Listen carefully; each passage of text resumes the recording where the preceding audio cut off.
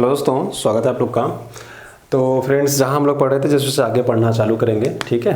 तो चलिए सेशन को आगे बढ़ाते हैं। तो हम लोग पढ़ चुके थे, अगर मुझे जहाँ तक याद आ रहा है, हमने आवृत्ति के बारे में पढ़ा था, तरंग दैर्घ्य के बारे में पढ़ा था। आवृत्ति मैंने बताया था कि 1 सेकंड में कितनी हम मूवमेंट कर सकते हैं, बेसिकली उसको फ्रीक्वेंसी बोलते हैं आम भाषा में हम लोग, ठीक है। तो ये है नंबर ऑफ वेव्स पर सेकंड इज कॉल्ड फ्रीक्वेंसी। वो मैंने बता दिया था कि 1 सेकंड में कितनी फ्रीक्वेंसी हो सकती है, ठीक है।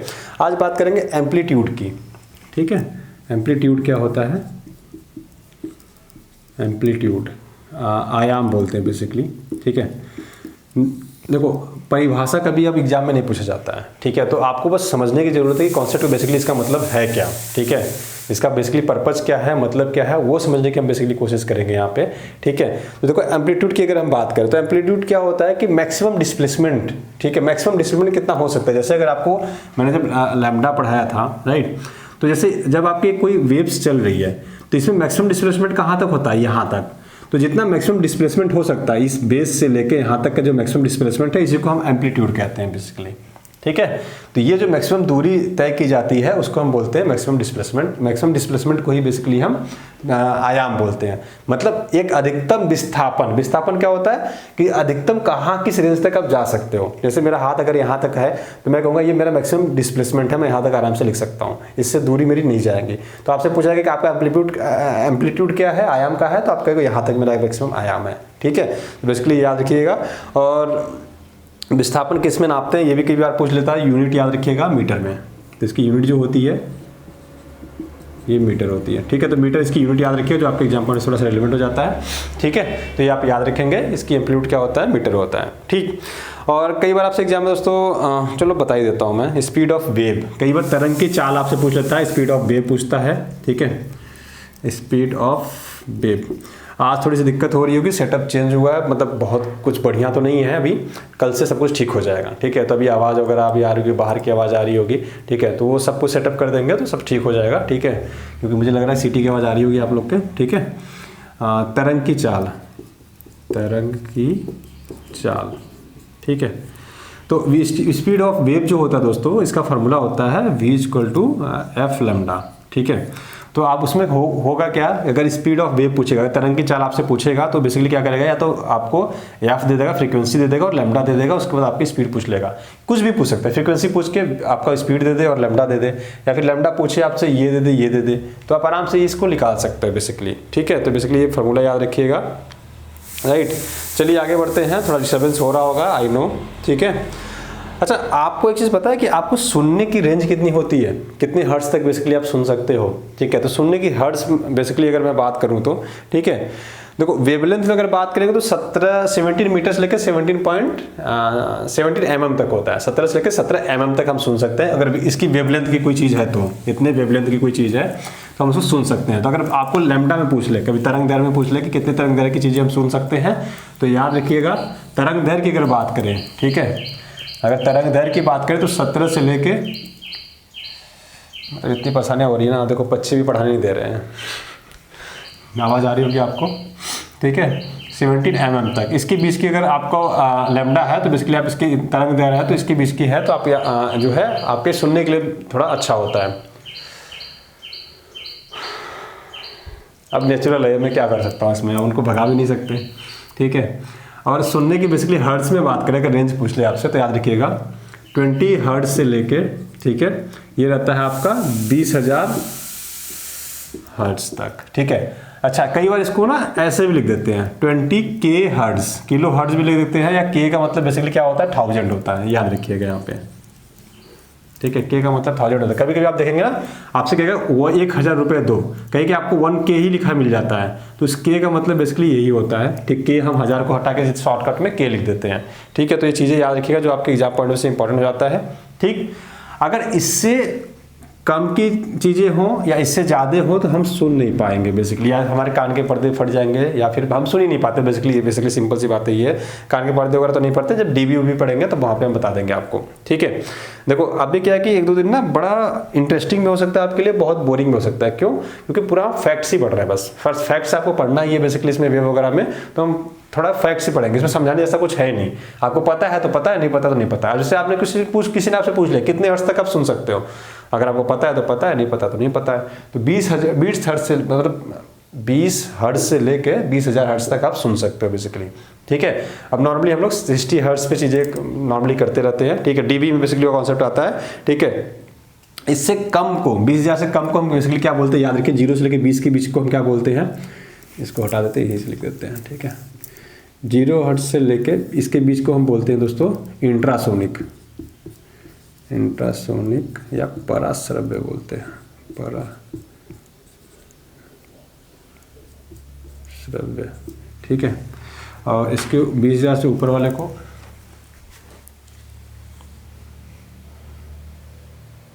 अपश्रव्य बोलते हैं, सॉरी पराश्रव्य तो अल्ट्रासोनिक को बोलते हैं, ठीक है। इसको अपश्रव्य बोलते हैं, अपश्रव्य बोलते हैं।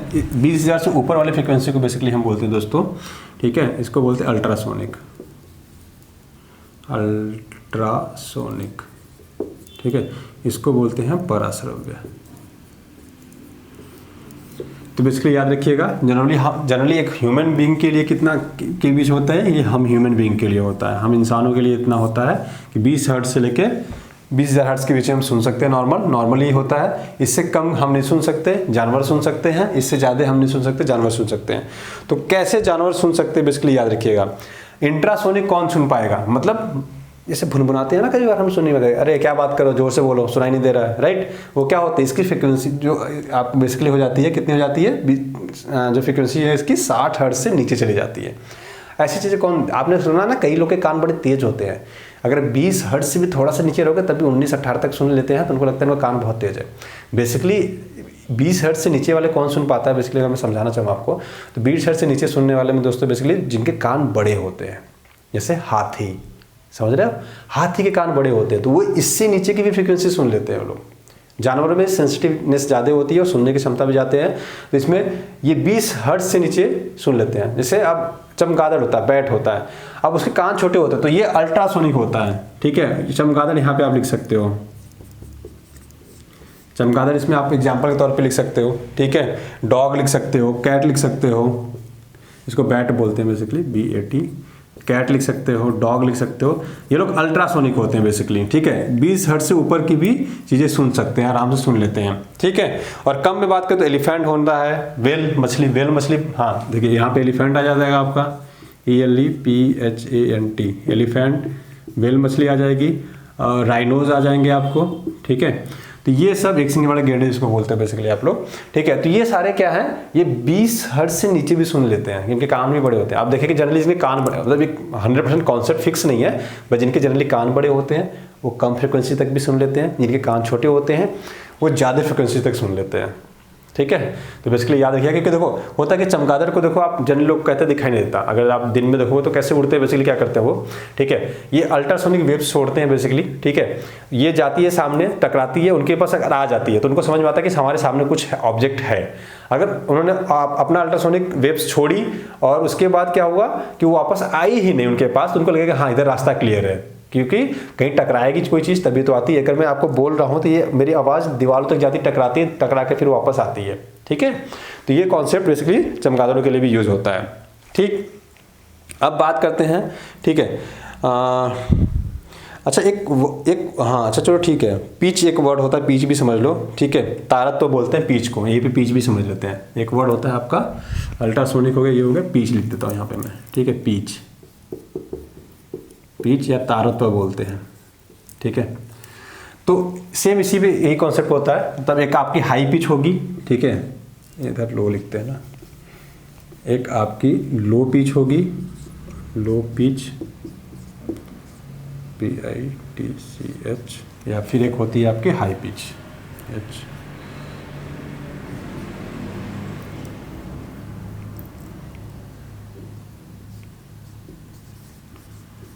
हाई पिच, ठीक है। तो इसको आप निम्न तारत्व या उच्च तारत्व बेसिकली हम लोग कह देते हैं। अब इसमें होता क्या है, कई बार आप सोचोगे, आपने सुना होगा कि क्या होती है लड़कों की आवाज़ भारी होती है, लड़कियों की आवाज़ सुरीली होती है। तो उसके कारण क्या होता है, जो कंठ होता है उसका भी थोड़ा रोल होता है, बट ये कि पिच का भी काम होता है, उसको पिच बोलते हैं बेसिकली। तो इसमें क्या, जिसका लो पिच होता है ना, उसकी आवाज़ क्या होती है, भारी होती है। तो याद रखिएगा बॉयज़ में क्या होता है, बॉयज़ और ह्यूमंस में, मतलब मेल में बेसिकली आवाज़ भारी होती है। तो याद रखिएगा लो पिच में आवाज़ क्या होती है, भारी होती है, और हाई पिच में आवाज़ क्या होती है, मधुर होती है, सुरीली होती है, पतली होती है। ठीक है, तो याद रखिए जैसे गर्ल्स। तो ये चीज़ याद रखिएगा, हाई पिच कब होता है, गर्ल्स में, लो पिच होता है बॉयज़ में, भारी होती है।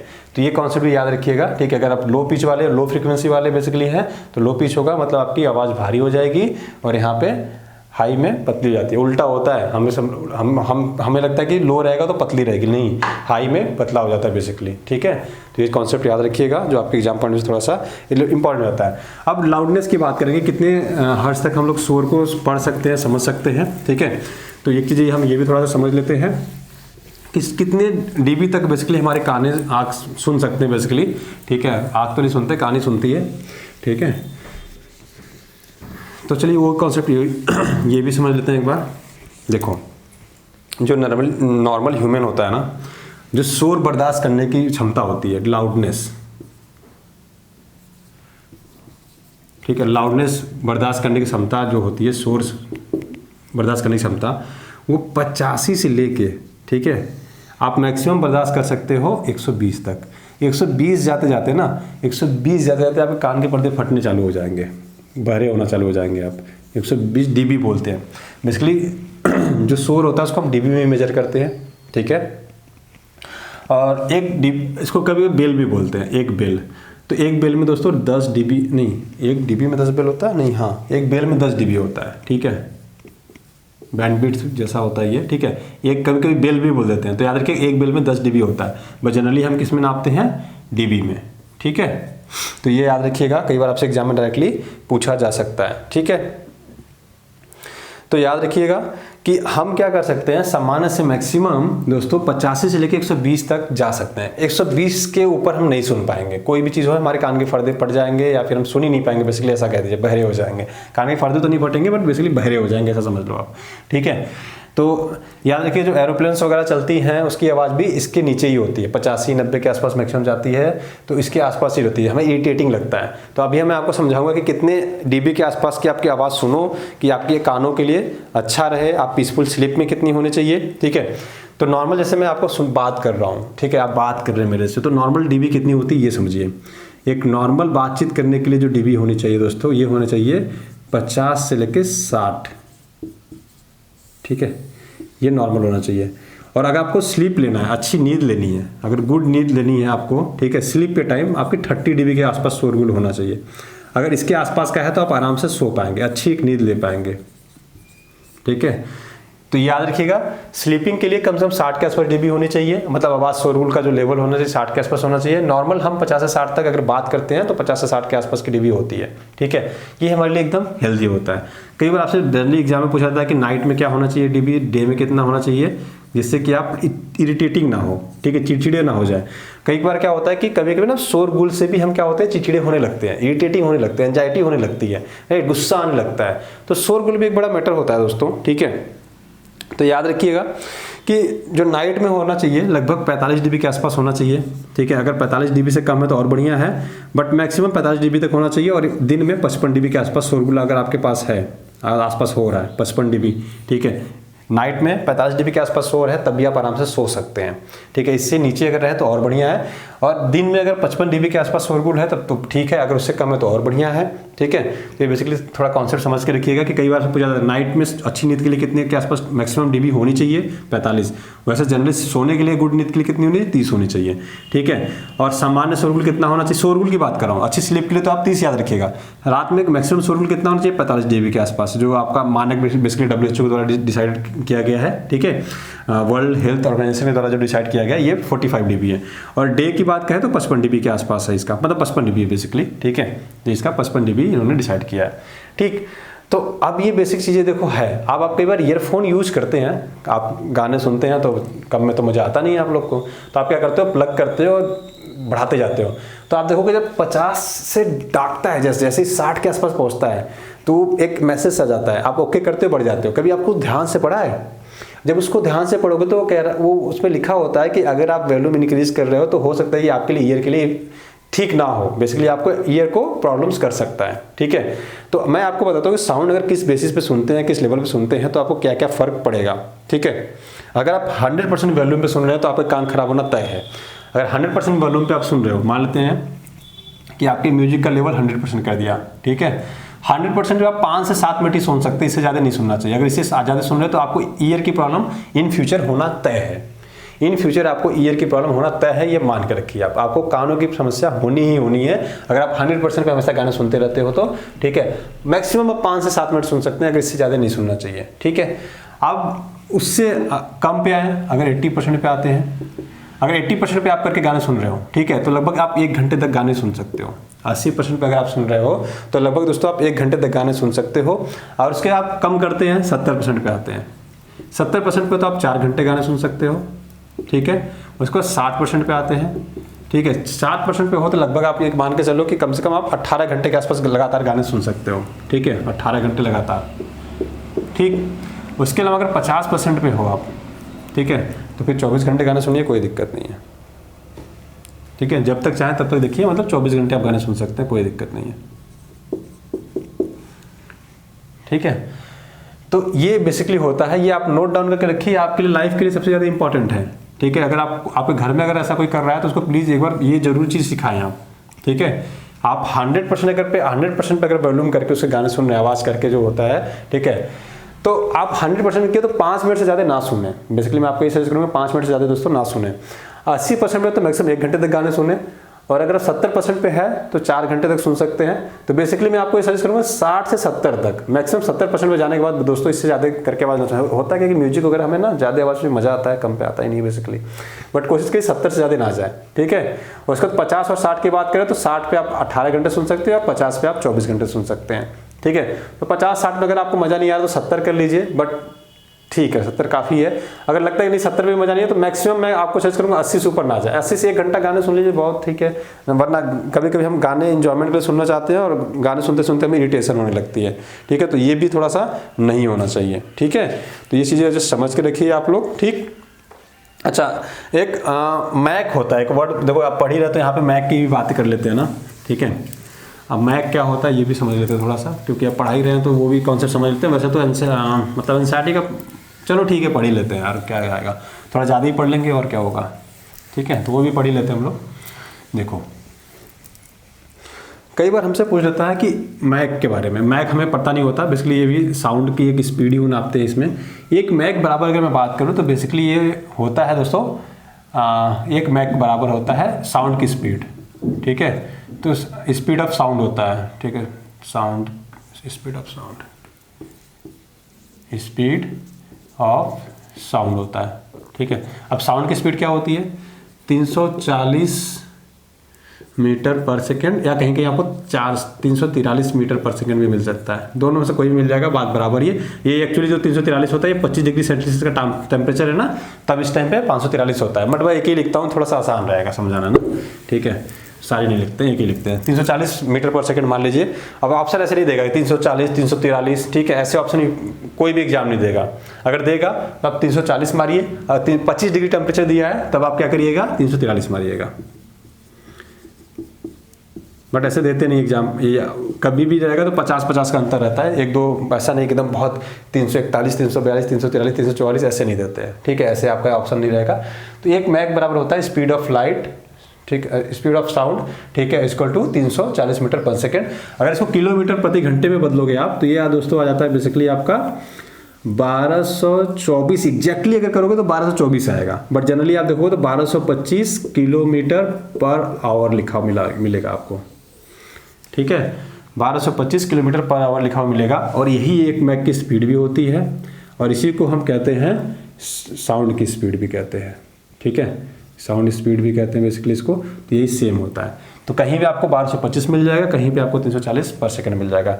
अब मैक में आप कहाँ सुनते हैं, मैक में आप मिसाइल वगैरह के बारे में सुनेंगे। जैसे एग्जाम्पल अगर हम अग्नि मिसाइल की बात करेंगे तो उसकी हम कहते हैं कि 5000 तक की रेंज होती है इसकी, इतनी मैक की स्पीड है, 3 मैक की स्पीड है, 4 मैक की स्पीड है। ब्रह्मोस मिसाइल की बात करते हैं हम लोग, जो हम रसिया की मदद से बनाया है, उसके बारे में बात करते हैं तो हम कहते हैं ब्रह्मोस की जो स्पीड है कि वो क्या है, उसकी रेंज 290 के आसपास है। अभी हम उसको बढ़ा के 400 का परीक्षण किया हमने, फिर हम अभी 600 के ऊपर ले जाने की कोशिश कर रहे हैं उसकी स्पीड को, ठीक है। तो ये सारे हम इसमें चीज़ें पढ़ते हैं, ठीक है। और कितने मैक की स्पीड होती है बेसिकली वो भी पढ़ते हैं। जैसे ब्रह्मोस आपका लगभग 2.8 के आसपास उसकी मैक की स्पीड है, मतलब 2.8 मैक वो चला जाएगा बेसिकली। मतलब एक मैक, देखो एक मैक कितने घंटे, मतलब एक घंटे में कितने किलोमीटर जा रहा है, 1225। अब मैं इसी कहूँ 3 मैक की स्पीड है किसी की, 3 मैक की स्पीड का मतलब 3 से मल्टीप्लाई मारते हैं 36, लगभग 3675 किलोमीटर चला जाएगा। 3675 किलोमीटर एक घंटे में चला जाएगा, 3675 किलोमीटर एक घंटे में चला जाएगा दोस्तों, ठीक है। अगर किसी की 3 मैक की स्पीड है तो क्यों, क्योंकि 1 मैक बराबर कितना है, 1225 किलोमीटर चलेगा। अब मैंने कहा कि आपकी स्पीड 3 गुना कर दी मैंने, तब 3 गुना कर दूंगा तो इतना हो जाएगा। तो अगर किसी को 1 घंटे में छोड़ा जाए कहीं जाने के लिए तो उस रॉकेट पे बैठ के, उस मिसाइल पे बैठ के इतने किलोमीटर की दूरी तय कर लेगा बेसिकली, ठीक है। तो ये कॉन्सेप्ट जैसे मैंने समझाया। अब देखो मैक में भी थोड़ी सी अलग अलग चीज़ें होती है। जैसे 0 से लेके रेंज होती है इसको 0.8 मैक तक, फिर 0.8 से लेके होती है 1.2 मैक तक, 1.2 मैक से लेके होती है 5 मैक तक, ठीक है। उसके बाद 5 मैक से ऊपर होती है, ठीक है। 5 मैक से ऊपर बेसिकली स्पीड हो जाती है तो उसको हम बोलते हैं, उल्टा चलते हैं, इसको बोलते हैं हाइपरसोनिक। 5 मैक से स्पीड ज़्यादा हो जाती है उसको बोलते हैं हाइपरसोनिक, ठीक है। इसको बोलते हैं सुपरसोनिक। अब कभी आप एग्जाम पढ़िएगा, जो लोग इसकी तैयारी कर रहे होंगे बेसिकली या पीसीएस की तैयारी कर रहे होंगे आप लोग, तो आप देखेंगे जब भी सुपरसोनिक, किसी मिसाइल को सुपरसोनिक कहा जाता है तो सुपरसोनिक का जैसे ही सुपरसोनिक नाम आ जाए तो इसका मतलब है कि उसका स्पीड क्या होगी, ये 1.2 मैक से लेके 5 मैक के बीच में होनी चाहिए। जैसे ही उस किसी मिसाइल के आगे सुपरसोनिक लग गई, अब उसका चेक करिएगा, आपको जो मिलने वाला दोस्तों उसमें मिलेगा आपको जो स्पीड मिलेगी वो मिलेगी आपको 1.2 से, ब्रह्मोस से हम सुपरसोनिक मिसाइल कहते हैं तो उसकी स्पीड कितनी है 2.8 हो जाती है, राइट। तो ऐसे ही याद रखिएगा, जब भी सुपरसोनिक है तो 1.3 से लेकर 5 तक होगा। हाइपरसोनिक जब कभी नाम यूज हो जाए, ठीक है, तो इसका मतलब उसकी स्पीड क्या होगी 5 मैक से ज़्यादा। और 5 मैक का मतलब कितने किलोमीटर प्रति घंटे, 5 से मल्टीप्लाई कर दिए 1225 में, ठीक है। 1225 में 5 से मल्टीप्लाई करेंगे आपको आंसर मिल जाएगा। अब होता है, सॉरी 8 नहीं है, ये 0.8 है, ठीक है। ये इसको बोलते हैं ट्राइसोनिक, ट्राइसोनिक, ठीक है। इसको बोलते हैं बेसिकली हम ट्राइसोनिक। जब 0.8 से लेके दोस्तों आपका 1.2 तक होता है तो इसको हम बोलते हैं ट्राइसोनिक, और इसके अलावा 0 से लेके 0.8 तक तो इसको बोलते हैं सबसोनिक, ठीक है। तो ये नाम याद रखिएगा आप लोग, ये रेंज याद रखिएगा, ठीक है। कभी कभी मैक में स्पीड पूछ लेता है तो आपसे एग्जाम में डायरेक्टली क्वेश्चन पूछा जा सकता है, तो याद रखिएगा, ठीक। अच्छा, आप मैक निकालते कैसे हैं वो भी थोड़ा सा समझ लीजिए, ठीक है। देखो मैक निकालने का बेसिकली फार्मूला क्या होता है, मैक का फार्मूला होता है दोस्तों speed of object, speed of object, object और speed of sound, speed of sound. अब बेसिकली मैक कैसे निकलेगा, ठीक है। देखो speed of object, speed of object के मतलब बेसिकली कि अगर कोई वस्तु के, एक वस्तु की चाल, ठीक है, वस्तु की चाल, और यहाँ पे क्या हो जाएगा ध्वनि की चाल, ध्वनि की चाल। अभी एक कब हो जाता है, मान लेते हैं कोई वस्तु है जो 340 मीटर पर सेकंड चल रही है, ठीक है। अब उसके बटे में क्या है ध्वनि की चाल, ध्वनि की चाल भी कितनी होती है 340 मीटर पर सेकंड, तो आप 340 मीटर पर सेकंड लगाएंगे तो आप देखेंगे ये इससे कट जाएगा, क्या आ जाएगा 1 आ जाएगा। तो मैक कितना आएगा आपका 1। तो इसीलिए कहा जाता है कि 1 मैक किसके बराबर होता है, 1 मैक बराबर होता है दोस्तों स्पीड ऑफ साउंड के, और इसी के बराबर होता है किसके 340 मीटर पर सेकंड के बराबर, या 1225 के बराबर, या 1 मैक या स्पीड ऑफ साउंड के बराबर। इसीलिए होता है, क्यों, क्योंकि देखो जब इसको जब स्पीड, जब देखो जो साउंड की स्पीड है वही आपकी स्पीड हो जाए तो दोनों की स्पीड सेम ही हो गई ना, ठीक है। तब वहाँ पे इसके आंसर क्या होता है 1 मैक हो जाता है, इसी को हम बेसिकली मैक कहते हैं, ठीक है। अब 2 मैक कब हो जाएगी, मान लेते हैं यहाँ पे 340 मीटर के बजाय आपका कितना हो जाता, आपका मान 680 मीटर पर सेकंड हो जाती है स्पीड, ठीक है। तो जब इसको आप 340 से डिवाइड करते हो तो दो बार में डिवाइड होता है, यहाँ पे आपका आंसर क्या जाता है, यहाँ पे आपका आंसर जाता है 2। तो मैं कहता कि आपकी स्पीड 2 मैक है। मतलब अगर मैं 1 घंटे में मान लेते हैं यहाँ से लेकर यहाँ पहुँच रहा हूँ, ठीक है, यहाँ से लेकर यहाँ पहुँच रहा हूँ, तो अगर मेरी मतलब साउंड यहाँ से यहाँ तक पहुँच रहा है, बेसिकली साउंड यहाँ से फिर से बोलते हैं, ठीक है। साउंड मान लेते हैं यहाँ से यहाँ तक पहुँच रहा है, तो मेरे को अगर यहाँ से यहाँ चलना रहता तो मैं कैसे चलता, मैं यहाँ से यहाँ पहुँच जाता। जब तक साउंड यहाँ ट्रेवल करके यहाँ पहुँचता, मैं चलना इसके साथ ही स्टार्ट करता, मतलब एक ही टाइम में दोनों स्टार्ट किए, लेकिन जब तक ये यहाँ पहुँचता तब तक मैं यहाँ पहुँच गया होऊंगा। क्यों? क्योंकि मेरी स्पीड 2 मैक हो गई, ठीक है। तो बेसिक कॉन्सेप्ट थोड़ा सा याद रखिएगा, जो आपके एग्जाम पॉइंट से थोड़ा सा रिलेवेंट हो जाता है। उसके अलावा इको आपने कई बार वर्ड सुना होगा। इको का मतलब होता है प्रतिध्वनि। प्रतिध्वनि का मतलब क्या होता है कि जैसे पहाड़ों में आप चिल्लाते हो, ठीक है, I love you, I love you, I love you, फिर नाम लेते हो उनका, ठीक है, फिर वो उनका नाम पूछता है 4 बार, कहती है अरे ये कौन है, ये कई बार नाम लिया और 4 बार आ रहा है। बाद में पता चलता है कि 4 दोस्त नीचे थे, वो उन्होंने भी 4 बार नाम लिया है। ऐसे तो मूवी में होता है वैसे नहीं, लेकिन एक्चुअली रियल में होता है। ये जो आवाज़ गूंजती है ना, ठीक है, उसको इको गूंजना नहीं बोलते, इसको लोग प्रतिध्वनि बोलते हैं। बेसिकली हिंदी सही हिंदी की बात करें इको का ना, तो इसको बोलते हैं प्रतिध्वनि। प्रतिध्वनि मतलब बेसिकली क्या होता है कि आपकी आवाज़ एक ही बार कई बार रिफ्लेक्ट होकर आती है, ठीक है। तो जो पहाड़ में बोलते हैं hello hello hello hello hello hello hello, गूंजना क्या होता है, मैं बोलूँ हेलो, ठीक है, पूरी आवाज़ गूंज जाए, रूम में लंबा खींच जाए, उसको बोलते हैं गूंजना। तो गूंजना और प्रतिध्वनि में अंतर होता है, ठीक है। प्रतिध्वनि मतलब इको को हम गूंजना कई बार बोल देते हैं, बट एक्चुअली में इसमें अंतर होता है। प्रतिध्वनि का मतलब हो गया इको। इको मतलब एक बार मैंने बोली 3 बार सुनाई दी जा रही है, 4 बार सुनाई दी जा रही है मेरे को, वो बोलता है इको। और गूंजना क्या हो जाता है, गूंजना का बेसिकली मतलब हो जाता है कि दोस्तों, ठीक है, इसको गूंजना बेसिकली क्या हो जाता है, जैसे मैंने बोलूँ हेलो, ठीक है, तो ये गूंजेगी आवाज़ मेरी, तो उसको हम बेसिकली गूंजना बोलते हैं, ठीक है। तो प्रतिध्वनि क्या होती है, प्रतिध्वनि होती क्या है दोस्तों, जैसे अगर मैं आपको नॉर्मली बात करूं कि एक इंसान को बेसिकली कितनी डिस्टेंस होनी चाहिए कि उसकी आवाज़ सुनाई दे। देखो होता क्या है कि 1/10 सेकेंड कोई चीज़ हमारे कान के पर्दे पर पड़ती है ना, ठीक है, या फिर 0.1 सेकेंड बेसिकली इसको बोल देते हैं कई बार हम, ठीक है। तो कोई भी चीज़ हमारे कान के पर्दे पे पड़ती है तो ये हमारी 1/10वें सेकंड तक हमारे कानों पे गूंजती है, ठीक है। तो जब तक इतना गैप नहीं होगा, हमें दोबारा से आवाज़ लड़के सुनाई देगी नहीं, ठीक है। तो अगर कोई मैं यहाँ से बोल रहा हूँ, दीवार पे गई आवाज़, लड़ी और वापस आएगी, तो अगर इतना गैप होगा तभी मुझे अपनी आवाज़ दोबारा सुनाई देगी, अदरवाइज नहीं सुनाई देगी। अगर मैं बोलता हूँ हेलो, तो हेलो मुझे दोबारा से सुनाई तभी देगा जब इतने टाइम का गैप होगा। अगर इससे कम टाइम का गैप है तो मुझे आवाज़ वो सुनाई देगी नहीं, ठीक है। तो बेसिकली होना चाहिए था, ठीक है। और डिस्टेंस कितना होना चाहिए, डिस्टेंस भी मैटर करता है, ठीक है। तो डिस्टेंस मैं लिखवा रहा हूँ। सपोज करो आपको मैंने यहाँ खड़ा कर दिया, ठीक है, और आप किसी का नाम लेने के लिए सोच रहे हो कि मैं नाम लूँ उसका, तो इसकी जो डिस्टेंस होनी चाहिए दोस्तों, ये होनी चाहिए 17.15 मीटर होना चाहिए, ठीक है। इतना डिस्टेंस रहेगा तो ये आवाज़ जाएगी, टकराएगी, फिर आपके कानों तक वापस आएगी, और ये 1/10 सेकेंड का समय जो है पास हो जाता है बेसिकली, ठीक है। तो कई बार एग्जाम में ऐसा हो जाता है कि कहता है कि मुझे आवाज़ जो सुनाई दी इतने मीटर ट्रेवल करने के बाद सुनाई दी। तो एग्जाम में क्या होता है बेसिकली, देखो जैसे यहाँ पे 17.15 मीटर मैंने लिखा है, ये एग्जैक्टली दूरी, इससे ज़्यादा रहेगा कोई दिक्कत नहीं है, लेकिन इससे कम रहेगा तो आपकी आवाज़ खुद को गूंजती हुई सुनाई नहीं देगी बेसिकली, ठीक है। तो ये कॉन्सेप्ट याद रखिएगा जो थोड़ा सा मैंने बताया आपको। इसके लिए भी कई बार हम फॉर्मूले से भी निकाल लेते हैं इसको, तो वैसे ठीक है। होता क्या है कि स्पीड की चाल क्या होती है, स्पीड, हाँ स्पीड की निकालते हैं ना, ठीक है। तो डिस्टेंस निकालना है, तो आप डिस्टेंस निकालना है तो dy होता है v/t, यही होता है, ठीक है, v/t। तो होता क्या, डिस्टेंस हमें निकालना है कितना ट्रेवल करने का। वो मान लेते हैं आपको स्पीड दे दिया 340 मीटर पर सेकंड मान लेते हैं, बोल दिया उसने, ठीक है। और टाइम दे दिया कितना, टाइम मान लेते हैं दे दिया उसने मान लेते हैं कि 0.3 सेकंड दे दिया आपको। उसने बोला 0.3 सेकंड मैं बोलता हूँ, ठीक है, हर 0.3 सेकंड में बोल रहा हूँ और मेरी स्पीड जो है ये है, साउंड की स्पीड तो यही होगी। तो उसने बोला कि मैं 0.3 सेकंड पे हर 0.3 सेकंड में बोल रहा हूँ। बेसिकली उसने बोला कि मैं 0.3 सेकंड जैसे ही होता है मैं बोलता हूँ, ठीक है। तो मेरे को आवाज़ मेरे तक कितनी देर में पहुँचेगी या कितनी दूरी पर मैं खड़ा हूँ, या ऐसे कह सकता है कि मैं 0.3 सेकंड बाद मेरे को आवाज़ सुनाई दे रही है दोबारा से, ठीक है। तो नॉर्मली क्या होता है, मैं फिर से समझाता हूँ, थोड़ा मुझे लग रहा है जल्दी मैंने कर दिया। बेसिकली याद रखिएगा कि आवाज़ की इको कब होती है, जब आपकी मिनिमम डिस्टेंस कितनी होनी चाहिए, 17.15 मीटर होगी, तभी आपको ये आवाज़ जाएगी, यहाँ पे टकराएगी, कोई ऑब्जेक्ट सामने होना चाहिए।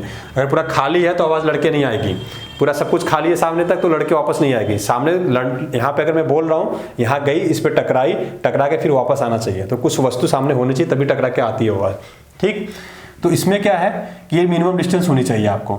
आप कई बार हमसे पूछ लेते हैं कि हमें कोई आवाज़ 0.3 सेकंड बाद सुनाई दे रही है, ठीक है, तो कहता है कितनी दूरी पे मैं खड़ा हूँ, ऐसे आपसे पूछ सकता है, ठीक है, एग्जाम ऐसे पूछ देता है। तो अगर आप डिस्टेंस निकालना हो, ठीक है। अगर डिस्टेंस निकालना हो तो आप क्या करोगे, 340 गुणे 0.3 करोगे। जब इसको आप मल्टीप्लाई करोगे तो ये आपका आ जाएगा, सेकंड से सेकंड कट जाएगा, सेकंड होगा ना, सेकंड सेकंड कट जाएगा मीटर, तो ये आ जाएगा 3 त्रिक का 9, 3 चौके 12, 92 आ जाएगा ना, 3 त्रिक का 9, 3 12 3 0 12, 3 3 9 1 10, तो 102 आ जाएगा बेसिकली। ठीक है, तो ये आ जाएगा 102 मीटर आ जाएगा बेसिकली। ठीक है, ये पॉइंट है तो ये हो जाएगा इतना मीटर। तो आपको लगेगा 102 मीटर की दूरी होनी चाहिए, लेकिन 102 मीटर की दूरी पूरी कौन सी होती है आप ये याद रखिएगा। 102 मीटर का मतलब ये होता है कि जाने की और आने की दोनों को जोड़ के 102 मीटर आया, तो आप इसका क्या करोगे, हाफ कर दोगे। तो आप एक